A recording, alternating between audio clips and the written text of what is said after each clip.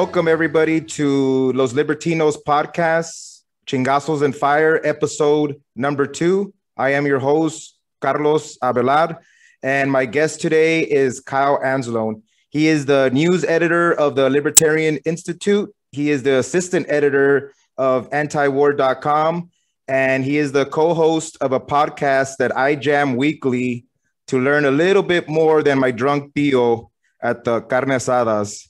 And conflicts of interest is what the podcast is called. So down below, I'll put some links so you guys can go check out the show, subscribe to it, and then please subscribe to this show also. So Kyle, thank you for coming in, hanging out. Yeah, no, thanks for having me on, man. Always happy to come on to a new show and talk some foreign policy. All righty, sounds good, man.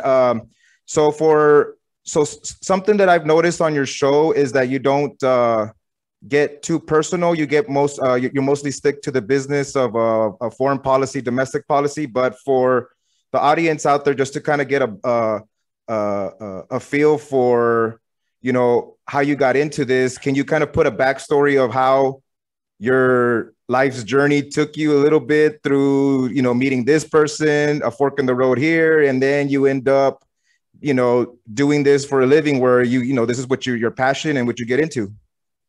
Yeah, so when I was in high school, I was on the debate team, and I didn't have any libertarian beliefs back then, but when you're on the debate team, you have to like read the different position papers for different viewpoints and stuff like that. And so I read things like on the Iraq War, what was going on in Israel, Palestine, what was happening like in Georgia with Russia. That was one of the topics that we actually debated.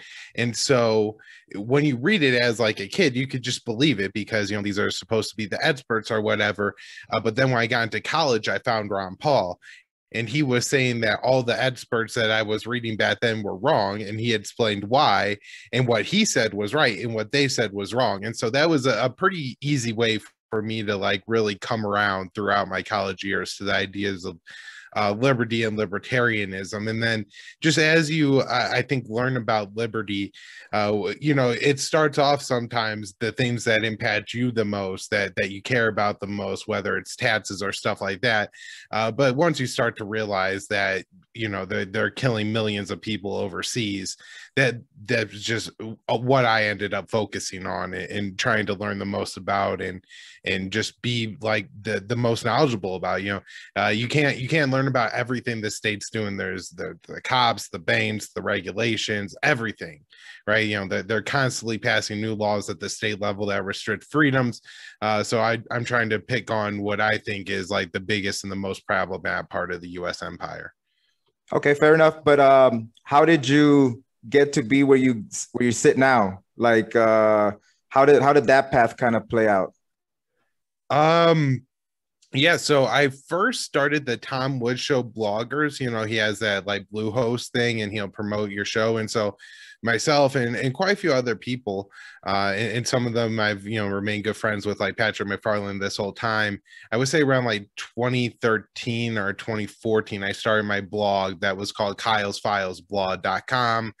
And with that, I wrote like probably 15 or 20 articles. A few of them got republished through Jason Stapleton when he was like writing a little news section on his website. He shut that down.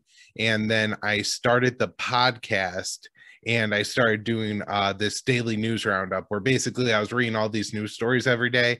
And at the time I was just sharing them all on Facebook. And then I started compiling them into my own thing and publishing them on my blog.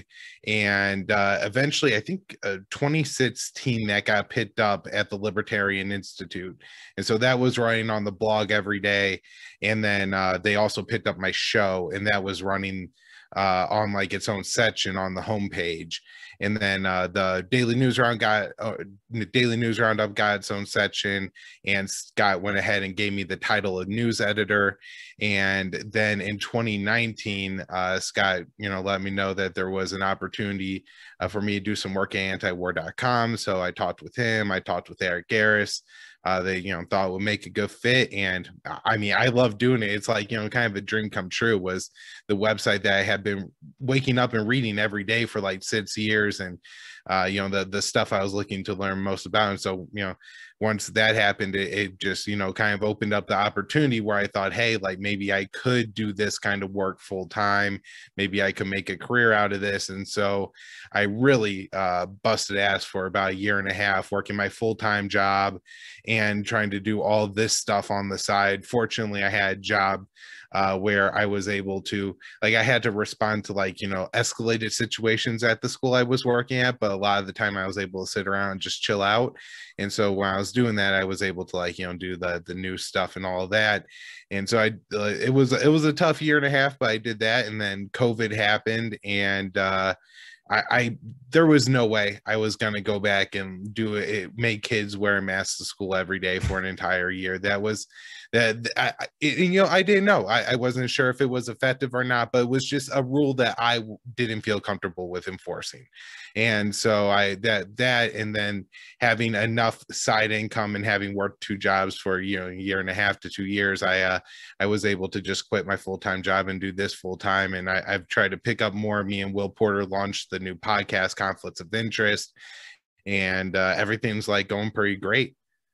Fair enough, man. Sounds good. Yeah. There you go. That was what I was trying to get into. So that way anybody can kind of know how the hustle that it takes to get to where you're at. It doesn't come easy. So that's awesome to hear. So yeah, let's get into some of these questions here. So I got some questions here. We'll see how we flow. But the first one that I got, this being a show that I'm trying to do, where I'm trying to open the door to Latinos to know that there's something out there other than whatever they see on Univision, right? Or whatever those mainstream narratives are, that are put out there. So that's the point of the show. So, first question up is, with the immigration border issue, where there's kind of a surge coming back.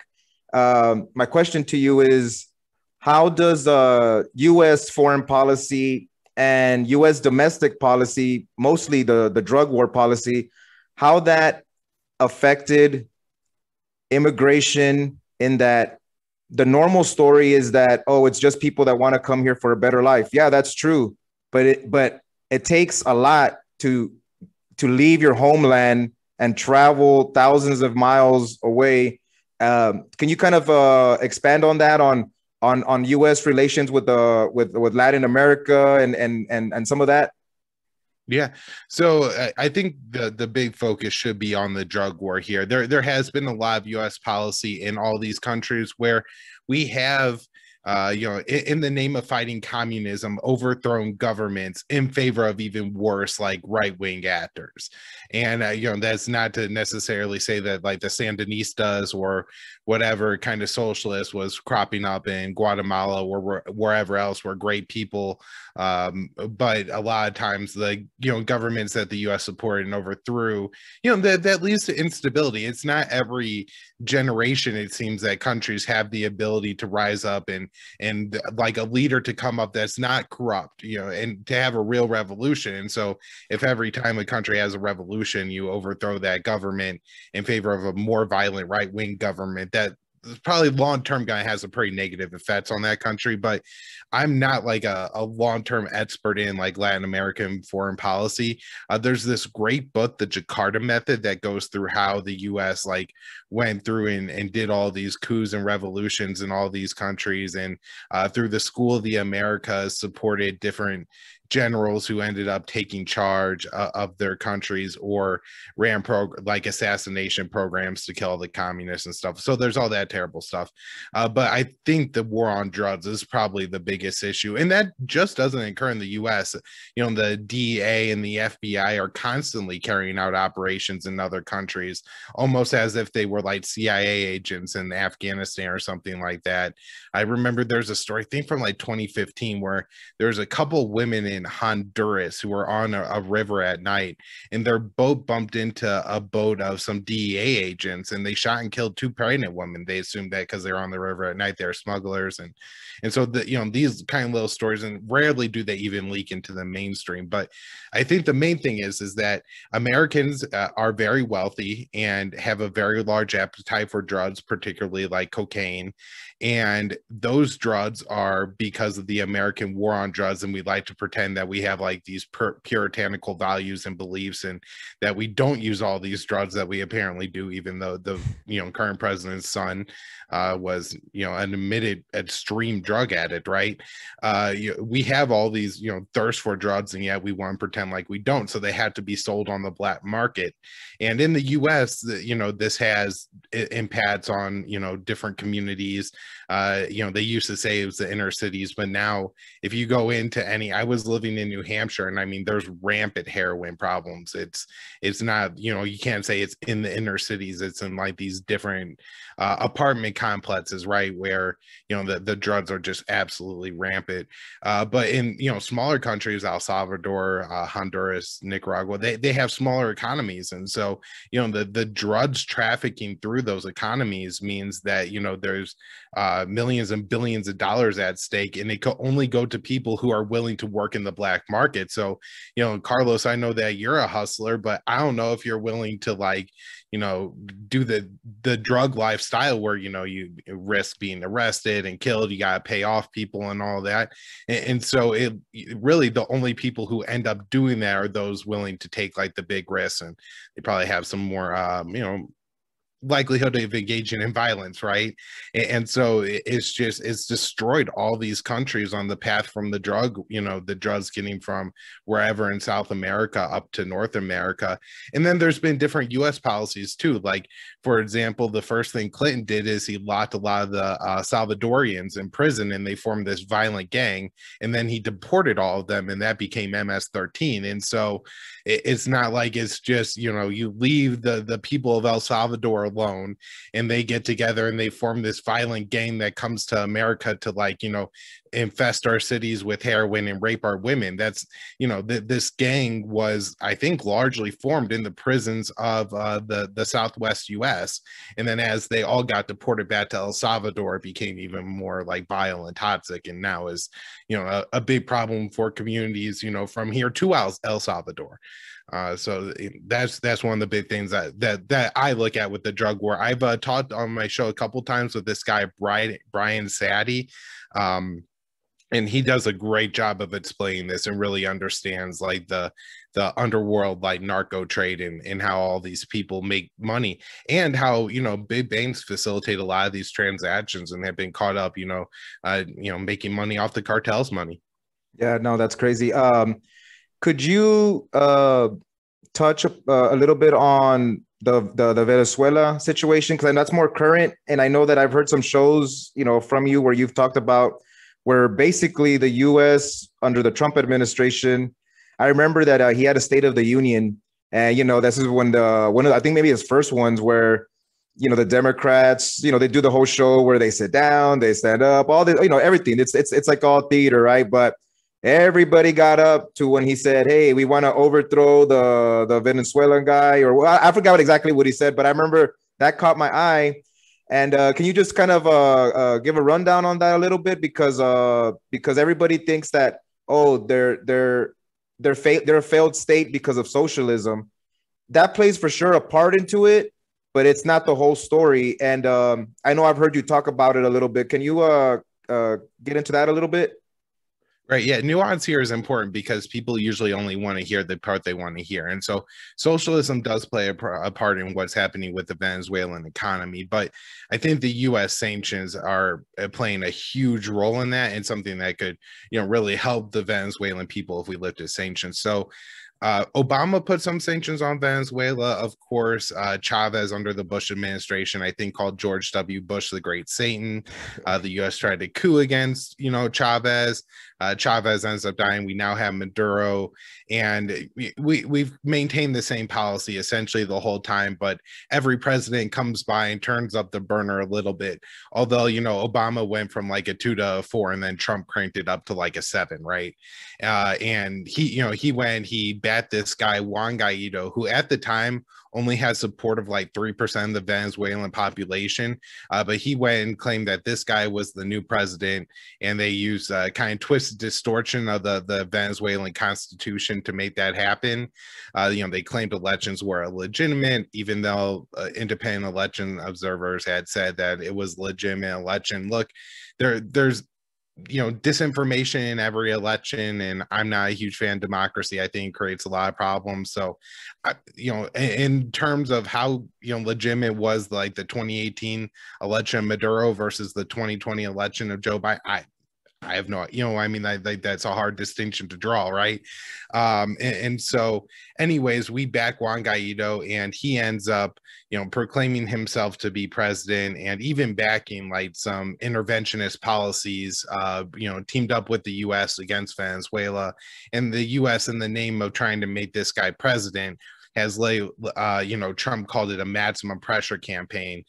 From 2017 to 2018, Jeffrey Satz, who works with the Center for Economic Policy Research, said that it contributed to the death of 40,000 Venezuelans.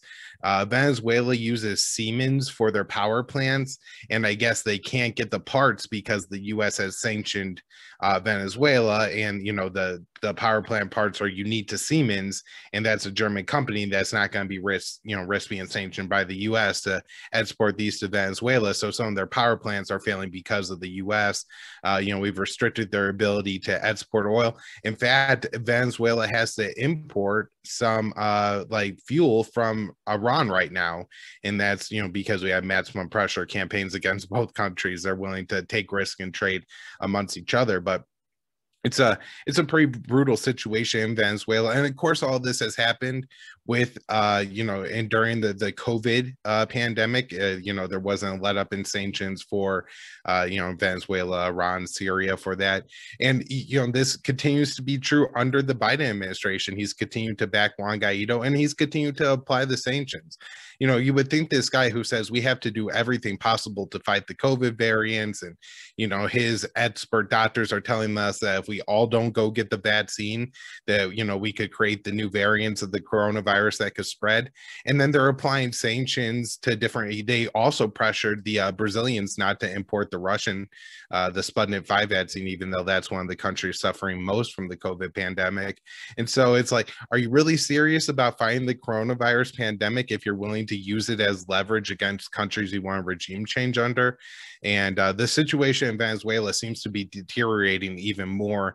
I don't think Maduro has the economic prowess of Chavez, and I think he's doing a poor job of managing that economy. Not that anybody could manage an economy well, but you could do a better or worse job, and I think Maduro's probably doing a worse job. That's contributing even more to what's going on there. But certainly the U.S. sanctions are a huge obstacle to trying to get money for the Venezuelan state. They can't export their oil, that they can't sell their oil. The U.S. won't let them use the Panama Canal. I don't know how they're getting oil to China. They say they're selling some there, but there's a lot of problems for Venezuela. Yeah, and is it as simple that they just don't play ball with the multinational oil companies? I mean, is that really what it is? Like, hey, if Exxon's and these and all those big, I don't know, whatever companies are called, were in there doing what they normally do with Venezuela, then become, oh, hey, or is it really they just don't like their policy? You know what I'm saying? Like, because you said Iran, you know what I'm saying? Like, yeah, there's a lot of levels to this, because I think it's Citgo that's the Venezuelan entity oil company, and I know there's like debate over there's like some debt of that company that different firms are trying to seize, and there's all kinds of issues with that I really don't understand, but I do know it's a factor.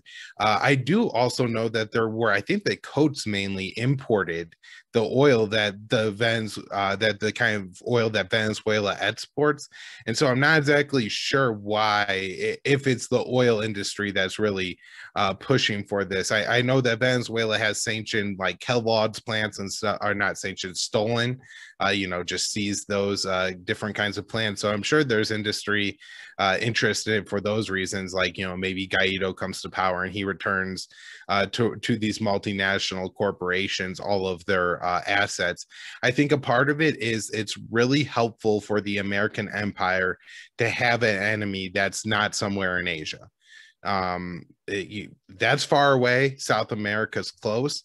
It also is a state that has relations with both Russia and China, and so the U.S. could use that to say, oh, look who's interfering in our region now. So I think it plays an important role there. In the past, Venezuela has helped to finance some of the other communist governments in the region, and one of the ways that Cuba was able to look good during the Soviet era was that the Soviets gave them a ton of money, and that's why the country 30 years after the collapse of socialism is an absolute economic hellhole. In part, there's a U.S. embargo and stuff, but also because they lost all the money they were getting from the Soviets that was helping fund some of their welfare programs and stuff like that. So I'm sure that's a part of it too, that the U.S. sees it as a way to stem the tide of other governments in the region that don't follow the U.S. order. And I think that's a large part of it too, is just it doesn't follow the U.S.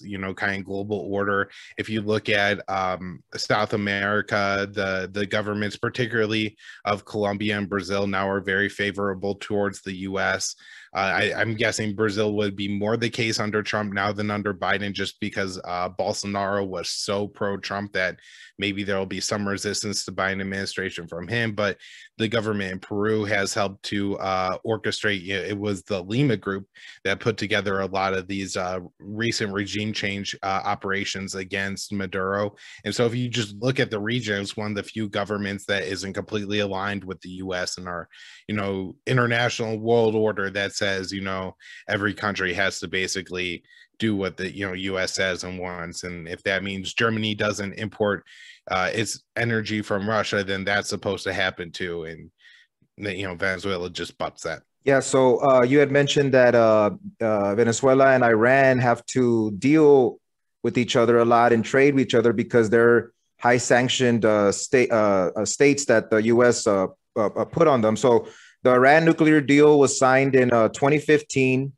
And the Trump administration got us out of it in 2018 for mostly, as far as I know, the inspectors, and Iran was fulfilling their obligations under the treaty that was signed by a bunch of countries like Russia, UK, France, like a bunch of countries signed into it.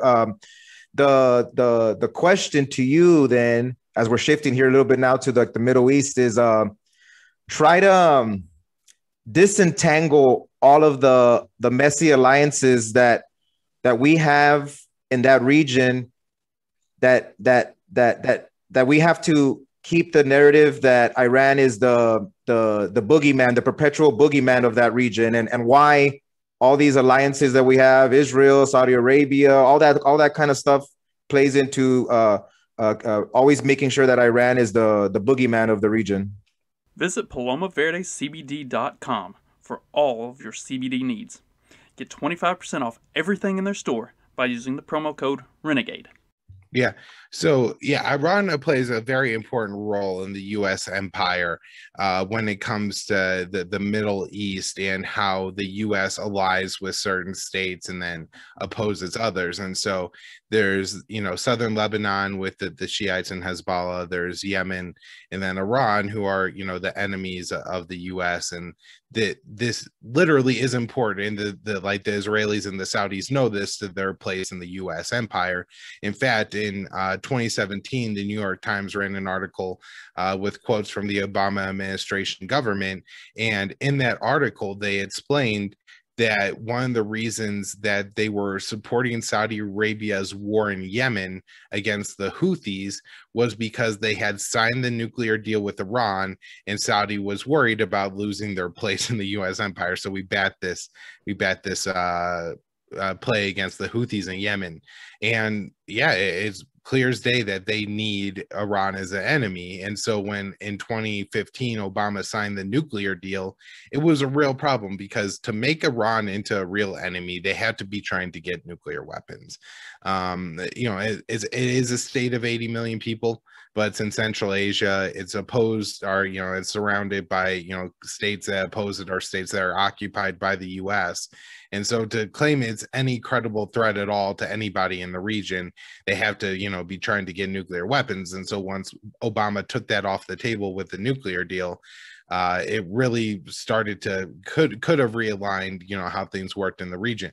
Now, there was the, Assad in Syria. There was, again, the Houthis in Yemen that the U.S. said, oh, look what Iran's doing now. They're backing these groups. And that's, I think, a lot of the pretext that Trump used to get out of the nuclear deal. Because as you pointed out, even and up through the time that Trump got, violated the deal, and then up until 6 months after, Iran just willingly stayed within the nuclear agreement, put caps on its nuclear energy program, making less efficient, making Iran less able to produce medicines that require nuclear isotopes, and abided by the nuclear deal according to the international watchdog group, the IAEA. This isn't what Iran said. This is, they monitored everything, they tested everything, they knew that Iran was not violating the nuclear deal in any way. And I remember that I don't know. I mean, I'm sure you remember because this is what you got into, but I remember that they would say that the other countries that were signers of the deal, they would ask the U.S. for like waivers or something. Like they were like, hey, man, these past years we've been doing all right with Iran. We've been trading with them and doing some deals with them. And can you give us waivers and not sanction us because everything was kind of okay, And I remember just thinking like, what's wrong with these people? Like what, they you know what I'm saying? Do you remember that, right? About there was waivers that they were asking for and different things like that? And the U.S. did and is still giving out some waivers because Iraq is unable to produce its own energy.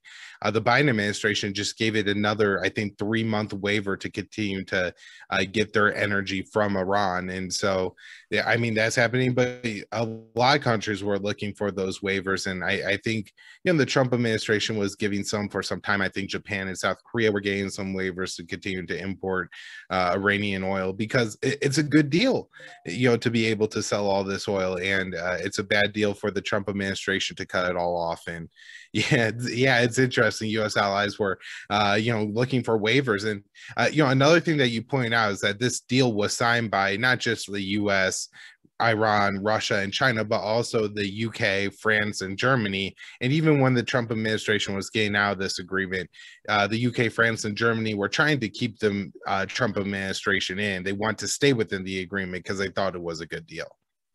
Yeah, and I've heard you talk about it. I know I've heard Scott Horton talk about it. Can you kind of push back on the narrative that the deal was a real bad deal for the U.S.? I mean, I've heard Scott talk about this, and he just kind of like crushes any narrative like that it was a bad deal because right off the bat, Iran had no recent ambitions to try to build any nuclear stuff. But can you kind of expand on that a little bit? Yeah. So Iran, along with almost every other country on the planet, minus I think Israel, North Korea, Pakistan, and India, are part of the Non-Proliferation Treaty, which is a long-standing agreement saying that countries that have nuclear weapons should try to move towards getting rid of them, and countries that don't have nuclear weapons shouldn't develop them. And after 2003, there's absolutely no evidence that Iran was trying to build a nuclear weapon. Prior to that, there's some evidence that Iran was maybe looking into researching some about developing nuclear weapons, although there's some speculation that the reason Iran was looking into not developing nuclear weapons, but understanding the development of nuclear weapons because, of course, Saddam Hussein was the crazy enemy next door who had used chemical weapons pretty prolifically against Iran during the 1980s, during the Iran-Iraq War. Anyways, after 2003, there's no evidence of any Iran nuclear program at all, a nuclear weapons program, I should clarify, because they do have a nuclear energy program, which most countries do. It's absolutely fine. Like, I'm a proponent of nuclear energy. It seems to be a pretty good way of getting people energy cheap and clean. Obviously, there's problems like Fukushima and Japan saying they're going to dump all that radioactive water into the ocean now. But generally speaking, I think nuclear energy is pretty clean and pretty productive and everything. And so Iran having a nuclear energy program shouldn't be problematic at all. In fact, under the non-proliferation treaty, is specifically allowed. But anyways, the Bush administration and the neocons and the warhawks from, the time really they got involved in Iraq on, were pushing the idea that Iran's been trying to make nuclear weapons. Netanyahu and Israel have been pushing that too. You see Netanyahu with his cartoonish bomb, like saying it's 95% full in the 2000s, and here we are years later and they still don't have a bomb. But anyways, because of the fake narrative that Iran was going to develop a nuclear weapons program, we had a situation where there are international sanctions on Iran, and so they agreed to a additional protocols agreement on the non-proliferation treaty to allow for more inspections of their nuclear program, to convert and change some of their nuclear reactors into reactors that produce I'm not a nuclear scientist, but produce nuclear waste that is harder to refine into a nuclear weapon. They also agreed to caps on the amount of enriched uranium they would hold. It could be used as nuclear fuel for energy, but you enrich it up to 90%. It could be the material used for a bomb. And so they agreed to cap that. They also agreed to cap the number of nuclear centrifuges they had spinning. And so this essentially ensured that the IAEA was in Iran and that they were monitoring all their nuclear sites, and they knew that Iran was not doing anything but running a very early nuclear energy program, in the sense that they weren't enriching uranium very high. They weren't holding a lot of uranium. They only had light water reactors. And then they were doing, again, some medical, and I think they actually had to send their uranium off to be enriched for the medical isotopes and stuff under the deal. Anyways, then, Iran could, I guess, leave the deal at any time, and then the warhawks would say try to make a nuclear weapon. But the deal ensured that even if they kicked all the inspectors out and try to make a nuke, the amount of material they have and the amount of time it would take to produce the enough material to actually make a nuke would be at least a year. And so this was from the warhawk, if you're an Iran conspiracy theorist thinking the Ayatollah is just trying to make a bomb to wipe out Israel, right? If you're Matt Booth, this is an amazing deal. And in exchange, you lift international sanctions on Iran, which opens up a massive market. 80 million people. They want airplanes, safe air travel. They're willing to do deals with Airbus and Boeing and all of this. And when the Trump administration, they came along, they just got rid of it. So it wasn't a bad deal. There were some sunsets on some of the provisions in the Iran deal, but it did maintain some of the additional protocols. And of course, Iran was always going to stay within the non-proliferation treaty. And so there was no reason to think Iran was trying to make a nuclear bomb, but that's the narrative. I think I answered that question. Yeah. What are the prospects of the Biden administration trying to get back? So is it that the U.S. would get back into the deal, or is it that it would have to be a new deal? Is the existing infrastructure still there for us to get? Can you kind of touch on that a little bit of the prospects of trying to work that out with Iran? Yeah. So eventually, after the Trump administration left the deal, I think it was November of 2018 they start to reapply sanctions on Iran. And of course, he sanctioned Iran before this, but this was specifically for the nuclear deal. Iran also took steps to basically say, if the U.S. isn't complying with the deal and the European allies aren't going to just say we're not paying attention to the U.S. sanctions and we're going to continue with the Iran deal, then Iran will start walking back their commitments to the deal and start activating new nuclear centrifuges unleashes, enriching uranium to higher levels, not weapons grade, but still higher levels, and then a couple other steps. Because look, if the U.S. isn't following the deal, if they're reapplying sanctions and Iran was only in the deal for the sanctions relief, it doesn't make any sense at all for Iran to stay within the agreement.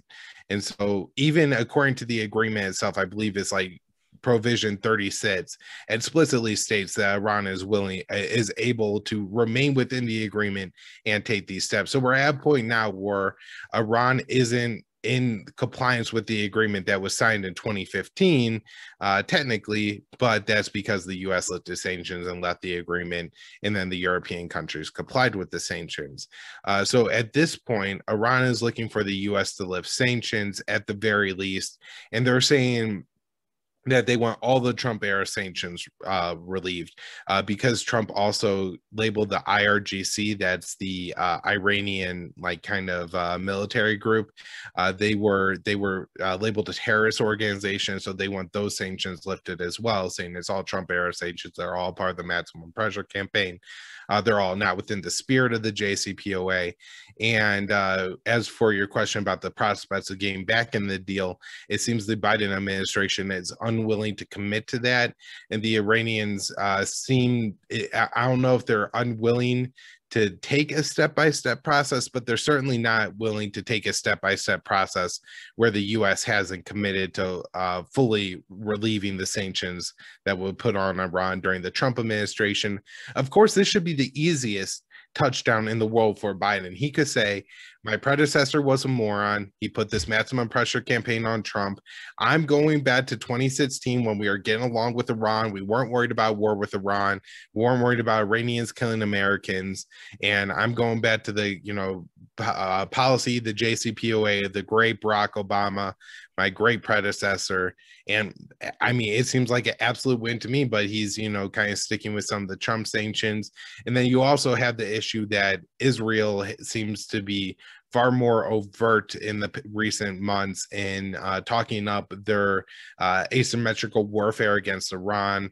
They recently seem to be suggesting that they carried out the blackout at the Natanz, which is a nuclear facility in Iran that happened last week. Of course, after that, the U.S. then National Security Advisor Jake Sullivan expressed the U.S.'s unwavering support for Israel after that attack happened. And so it seems pretty clear that there's a lot of people working against the U.S. returning to the Iran nuclear deal, including the Israelis. And I don't see Biden having the fortitude to push back in it. But if you asked me a couple weeks ago, I would have said, looks like, things are moving in the right direction. And so if Biden really wants to get out of the Middle East, I think returning to this deal is key. And hopefully Biden knows that and will say, we got to get back into it and find a way to do it. Okay, so then we shift there towards, like you just mentioned it right now, like getting out of the Middle East, specifically Afghanistan. He pushed the date back to 9/11, I guess is the new date of he's trying to get out. You recently had a show where you discussed that even that if that's the case where no boots on the ground officially are there, the infrastructure and the bureaucratic infrastructure stays permanent there. Can you kind of talk about that a little bit? Because there's going to be people that might check out the show that might be, what do you mean that we're not out? I mean, they think if they really get out, that we're out, but that's not always the case. Can you kind of talk about that a little bit? Yeah, I mean, the problem here is the way the narrative is being presented, right? It's not that, as you correctly framed it, Biden is kicking the can down the road, right? He's pushing back the May 1st withdrawal date to potentially September 11th. People are saying that Biden has announced we're ending the Afghan war on 9/11. I think there's a lot of problems with that. The first being that he's planning on ending this war on 9/11. The Huts are going to have an absolute field day with that, right? And so I'm worried that he ends up kicking the can down the road another 3 to 6 months, just based on the fact that the optics behind ending the war on 9/11. I think, it what's more like an admission of defeat than it even needs to be. Why he didn't make the date September 1st or September 30th is absolutely beyond me. It seems like a really stupid decision there. So that's the first problem I have, is that this isn't ending the war by any means. It's just saying that we might end the war at a later date. And he's only talking about with removing the 2,500 to 3,500 American troops that are in Afghanistan. He's not actually talking about ending the war in a sense that I think most people assume it means to end the war, which is you're not at war with that country. You're not bombing it. You don't have contractors there. No Americans are involved in shooting any Afghans on behalf of the U.S. government, is what I would think it means to end the war. And that doesn't seem to be the case. The U.S. is going to continue funding the Afghan Armed Services. General Lloyd Austin said they'll continue to fund the Afghan Air Force and pay the salaries of the Afghan security forces. It seems clear that we're going to continue with drone and airstrikes in that country. I'm not sure how constant or present the drone and airstrikes are going to be. Hell, Biden could end up killing more Afghans than Trump did, blowing them up with even more airstrikes, and it just being completely under the radar because the war is supposed to be over. The CIA operates several special operation groups within the Afghan government that are guilty of committing numerous war crimes, including killing children, and it's likely that we'll still bat those groups. It's not clear. And in fact, the special investigator for Afghan reconstruction, SOPCO, said that at this point, if the U.S. withdraws its contractors from Afghanistan, that would be even more devastating than withdrawing U.S. forces. And there's no indication that Biden is talking about removing U.S. contractors from Afghanistan. The U.S. has only, again, 25 to 35,000, 3,500 troops in Afghanistan, and we maintain 18,000 contractors, including 6,000 Americans. And so that twice to 3 times the presence of contractors as we have actual troops on the ground in Afghanistan. And then I think the last thing I'll mention is no American has died in Afghanistan for over a full calendar year. I think we're working on about 14 months now. The Taliban have said that they're, if the U.S. blows past that May 1st deadline, that their agreement not to attack American forces is off the table, and that they'll go back. One Taliban commander in the Helmand province said that it was going to be a nightmare for the American soldiers. There's been no green on blue attacks where the Taliban embed themselves within the Afghan army and then turn their guns on the Americans and the other Afghan soldiers. So, we stay past May 1st. It could get awfully nasty in Afghanistan. Carlos, I don't know if American bodies start to pile up 10, 15, 20, is Biden able to end the war on September 11th then? I'm not sure. So I think there's a lot of questions here, and this is far from an actual ending of the war, but even far from actually with removing all the U.S. troops. Yeah. Does Afghanistan, and I know it's a state, but it's a very decentralized state. What is it about Afghanistan that it just knows how to defeat empires? It just decentralization is probably like big on it, right? Like all these empires think they could go in, that they could, wave their flag over the palace in Kabul, and every Pashtun, in Kandahar and Helmand and everywhere else is just going to salute that flag. And that's not how it works in Afghanistan. And the people there about May, through the fighting season, October, November, are going to pick up their rifles, and there's enemy forces in that. Hold on, Kyle. I gotta interrupt you here. Did you say, so people know this, they have a fighting season, right? So it's not football season, it's not a baseball season. It is throwing chingazos and killing any empire that comes in season. Is that what you're saying? Yeah, or I guess if the empire's not there, and this is what people say, and maybe it's too assuming that even if there's not an empire there, they'll just go and kill each other.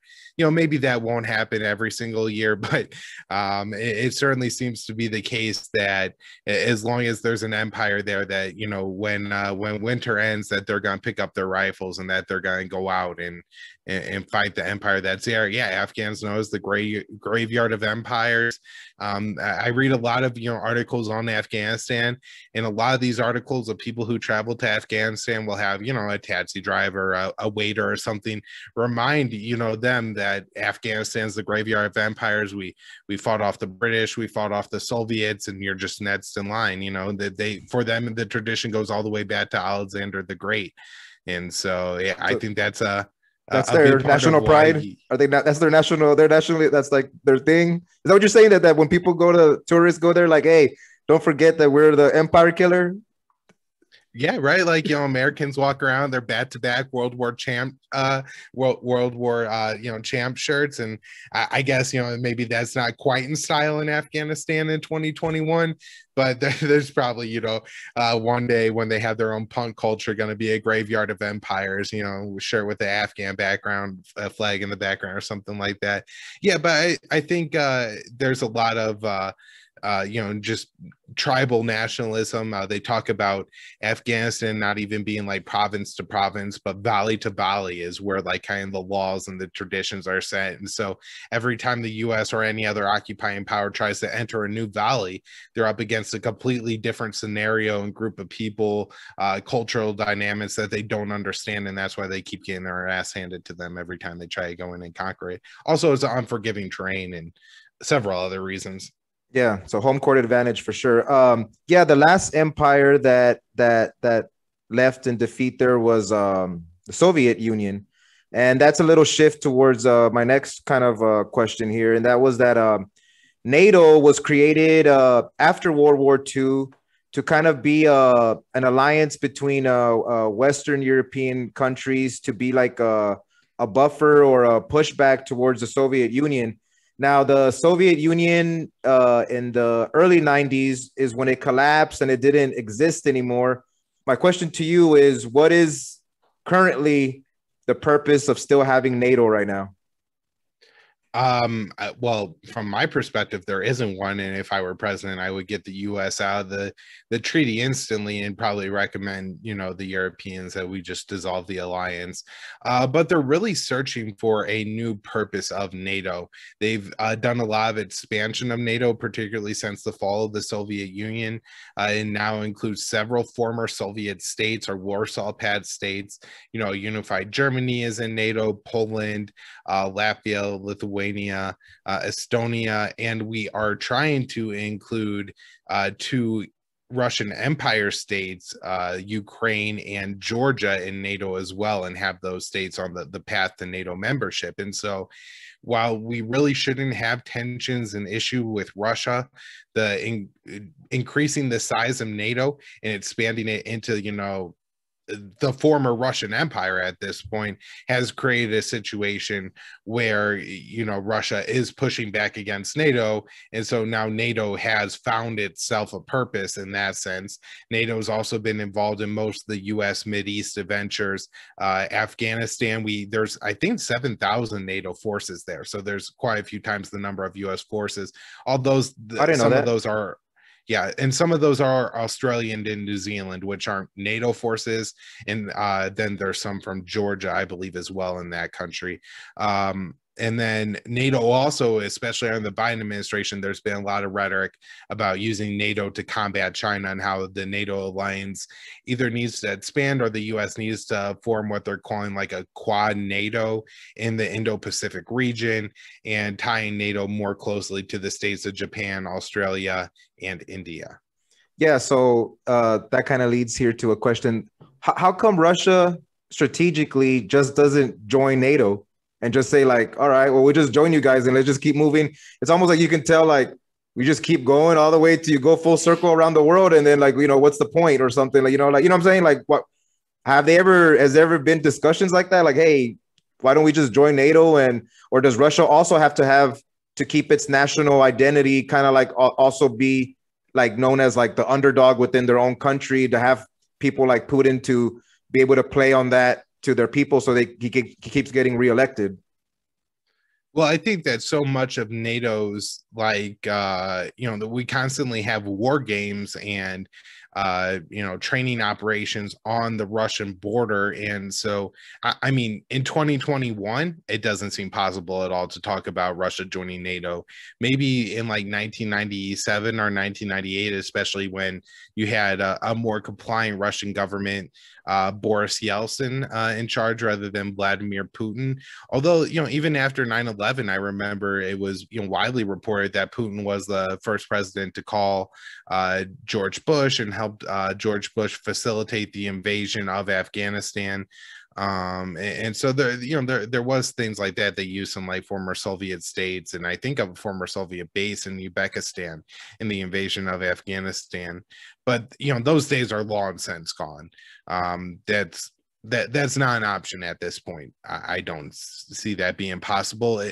Maybe long term, if you could really turn down the heat in 20 years from now, NATO includes a whole bunch of states, including Russia, maybe.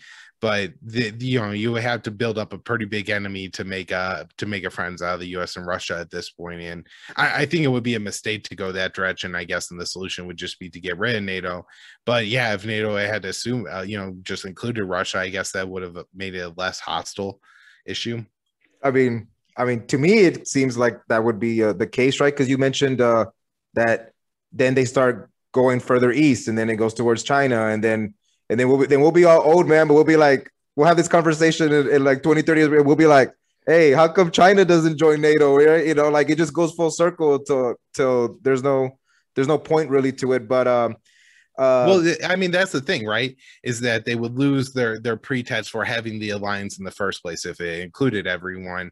And so the alliance itself can't expand that much. And also, it's important for the NATO countries to have their preferred spot in the U.S. orbit and stuff like that. You get special deals being a NATO country on your weapons and stuff like that. You get priority, you get special U.S. weapons. And so if Russia becomes a part of NATO, and then everybody in the U.S. says, why is there even a NATO in the first place? And then NATO goes away, then, the Europeans lose out. And so I think there's probably some motivation, especially the further eastward you go in Europe, to keep NATO involved and being a big player. Yeah. So going east, what is the story or the outlook of the Biden administration and the relationship with North Korea? How is that going to play out? Bad. So we haven't gotten a whole lot yet. And I guess in some fairness to the Biden administration, it's been about 3 months. Although if you don't pressure the administration to act on foreign policy, it never will. They would prefer to just focus on domestic policy.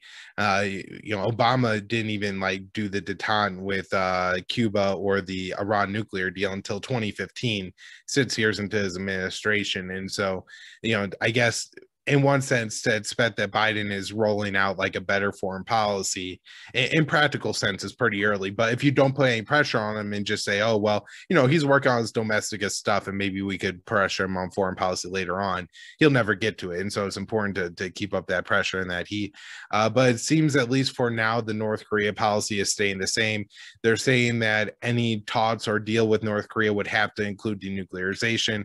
Biden says he's not doing any kind of puff meetings like Donald Trump did, which is unfortunate because, maybe if Biden and Kim sat down 2 or 3 times, then that would facilitate the needed change of heart in the Biden administration to allow the situation on the Korean Peninsula to normalize with North Korea, at least maintaining a small nuclear arsenal.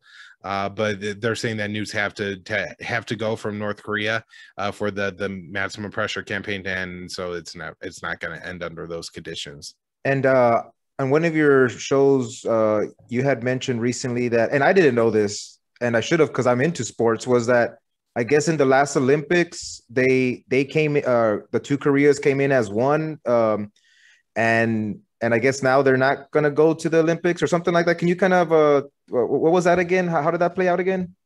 Yeah, so in 2018, I think were the games.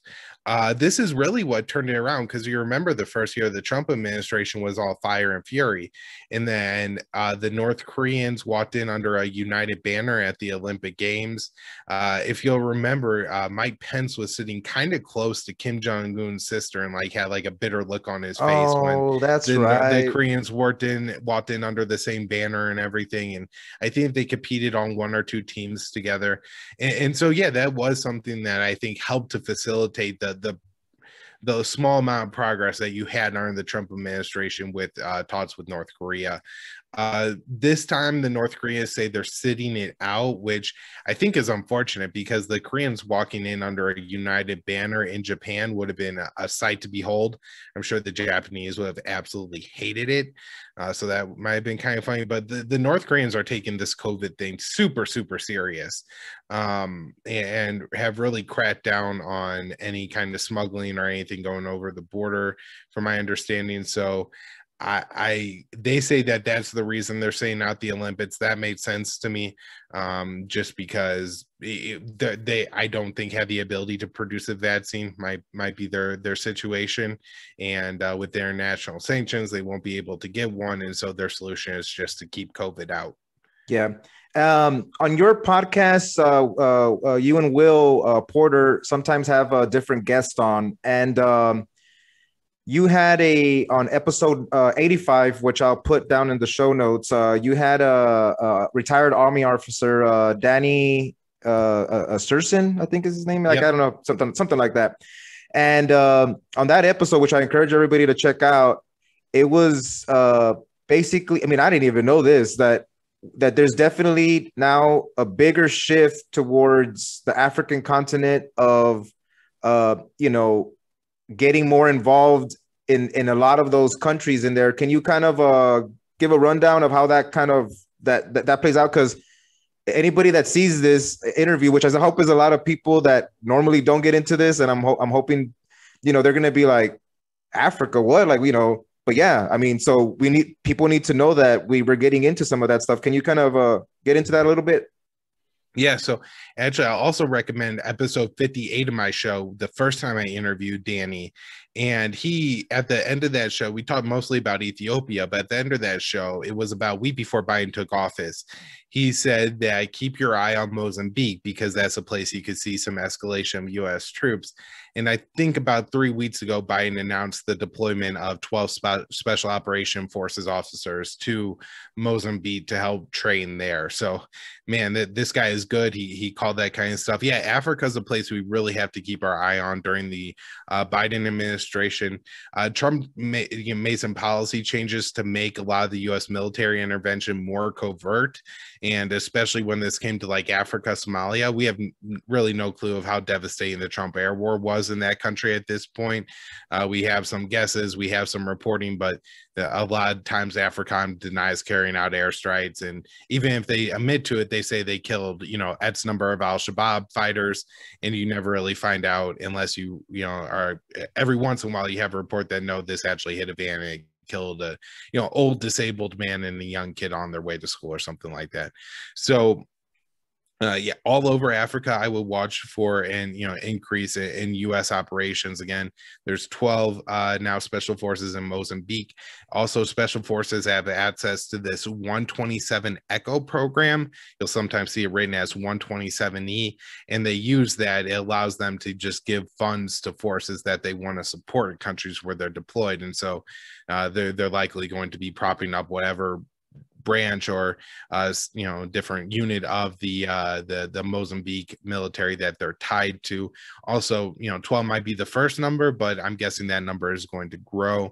Also, if you look like in North and West Africa, Libya, Mali, the Sahel region, that includes like Niger, Burkina Faso, and a few other countries. There's growing U.S. operations in that area, and Danny has specifically talked about Operation Barkhane, which is the French carrying that out in Mali, and support by the U.S. In recent months, they've blown up a wedding and killed some other civilians in an airstrike in that country. And that's known as France's Forever War because it's been going on for nearly a decade now. They're no closer to a solution than the U.S. is in Afghanistan, and they're just killing civilians and ending up with some of their own French soldiers being killed. And so it's possible under the Biden administration, since that's kind of an unpopular policy in France, to see maybe more U.S. intervention in Mali to replace some waning French military assets in that country. And yeah, Libya, Egypt, there's a number of countries I could see the U.S. getting involved, but I'm not Danny. I'm not an expert on all of these. Danny does write for us at least every week at antiwar.com, and so I really recommend checking out his article there because he'll write on different African. You know, most people focus on the U.S. wars in the Middle East or something like that. Danny's willing to get into the weeds on these African conflicts as well. Yeah, I hear you. And if the U.S. is the world police, it acts definitely like if Black lives don't matter, right? Especially since they don't really they're gonna go towards Africa and play that out at a national level of killing a lot of Black people there, you know. Well, I'm worried they'll do it under the banner of Black Lives Matter, that, you know, we have to go into this country and save the right Black people, and we'll, you know, do that by killing as many Black people as we need to kill. But that certainly is a concern that I have about the Biden administration, that actually their desire for police reform will take more, you know, on the streets of Nigeria than the U.S. and, you know, create some unintended consequences in a country like that. Okay. Perfect, man. Kyle, thank you for coming on. I'd like to let everybody know that we'll put some show notes down there, some links so they can get into your podcast. There's a lot of information here to digest. I hope people do their own research. And can you plug in where people can reach you or anything like that? Yeah, so everything that I write ends, or, you know, talk on podcast wise, ends up at the libertarianinstitute.org. My name's up on the banner head of that website. So, you know, you can go libertarianinstitute.org, click my name. You'll see everything I'm doing, the daily news roundup, the shows, any articles that I have. They're pretty infrequent that I write an article, and I usually co-author it with Will Porter because he's a far better writer than I am. And so, yeah, keep an eye for anything out there. And then antiwar.com, I work on the viewpoints there, so check that out. I'm on Twitter at KYAAALE. And then we have Facebook, MeWe, and Twitter account for the show. That's at con_interest for Twitter, and then MeWe and Facebook are just conflicts of interest. I'm really enjoying being on MeWe. They actually show my post to the people who like my page, which is really nice. And so definitely check out that platform. Perfect. And for anybody else that wants to support, go to palomaverdestore.com, use the promo code PEACE, and you will help out Kyle and Will and the podcast and their podcasts with some sponsorship. So thank you, Kyle, and we'll have you back soon. All right. Anytime, Carlos. Thanks, man. Peace.